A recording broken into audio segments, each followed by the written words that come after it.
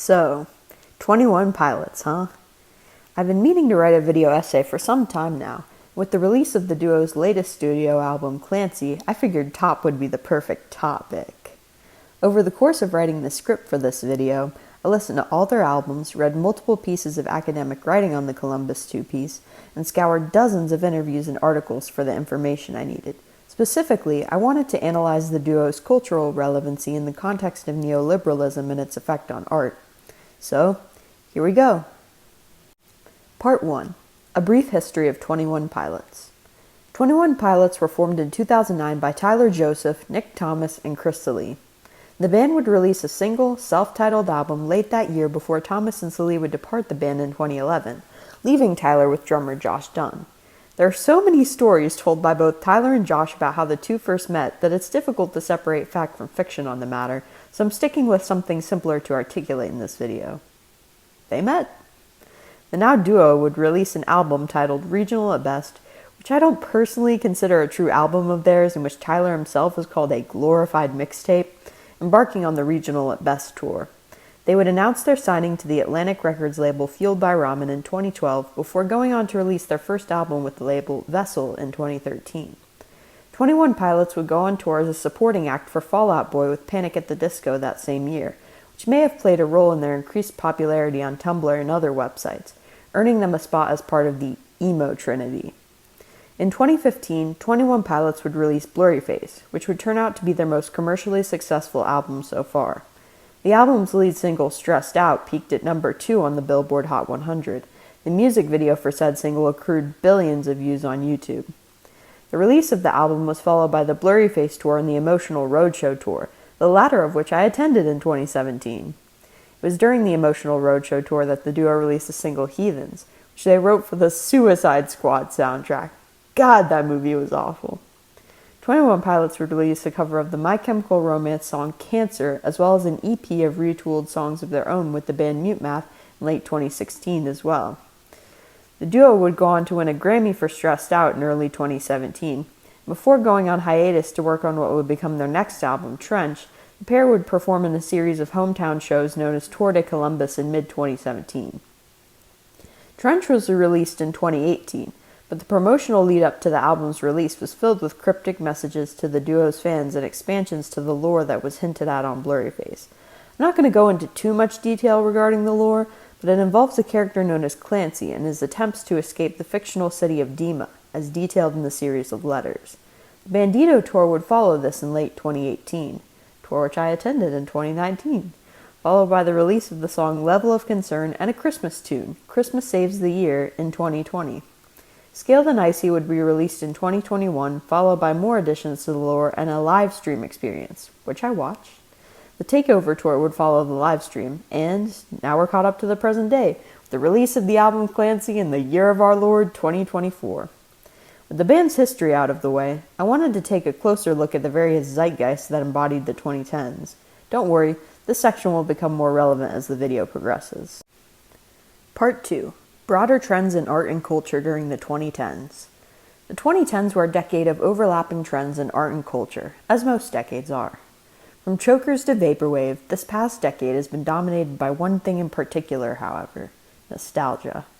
Remixing elements of popular culture from past decades has become a prominent pastime for today's youth, be it through fashion, dance, or other mediums. It is this process of remixing culture that I think has given rise to the abundance of subcultures we saw in the 2010s, but that could be a topic for an entirely separate video. Now, thesis time. Part 3. 21 Pilots and Art During the Twilight of Neoliberalism. The title of this section of the video is derived from a specific article from The New Yorker called The Rise and Fall of Neoliberalism. I don't agree with every point made in this article, but it provides a good summary of what neoliberalism is and details some of its effects on society and culture.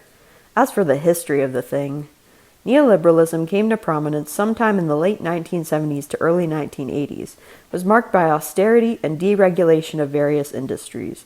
It continued onwards through the 1990s under Bill Clinton with the rise of globalization. With the Great Recession of 2008, however, neoliberalism saw a decline in popularity as people turned to socialism and fascism. So, how do 21 Pilots fit into art during this period?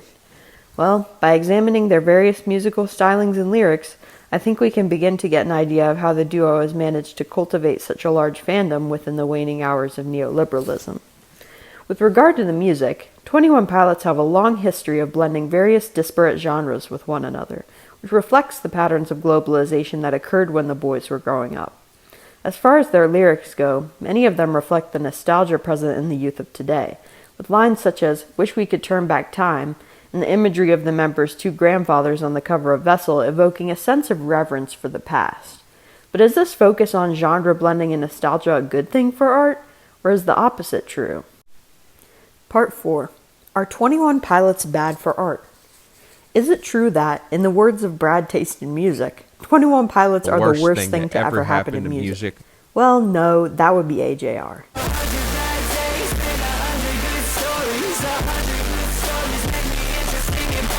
In all seriousness, though, as they continue to rip off reggae and help themselves to hip-hop, do 21 Pilots represent all that is evil when we think of neoliberal nuttiness and globalization gone wrong? Personally, I don't think so. The advent of the internet has increased music accessibility in ways that make all kinds of genre fusions and lyrics possible, and the rise of streaming services has further accelerated this process. Those streaming services have their own flaws that can be talked about in a separate video. 21 Pilots' genre fusions may be a bit distasteful at times, but the fusion of radically different genres together isn't an inherently bad thing.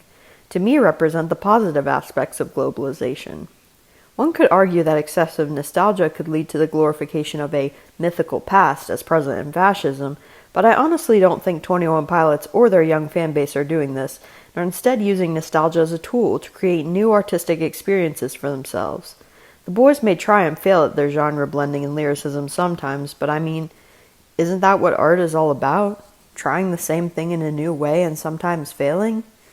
Maybe I shouldn't be trying to define art in a single video essay. Part 5. What the future holds. As far as the future of art and culture goes, I have no idea what's in store. The same goes for 21 Pilots. However, I think it's possible for the band to continue to improve, and I think the same is possible for our world. I used to be more radical about this in high school, but I've since tamed my anarchist tendencies. For now. I mean, I work a minimum wage job and live with my parents. Who knows where I'll be in the next 5 years? Despite this, I'd like to think that it'll be possible to escape neoliberalism and move on to a fairer world where art becomes accessible to all people, and I genuinely think 21 Pilots could be the band to represent that. So, there you have it.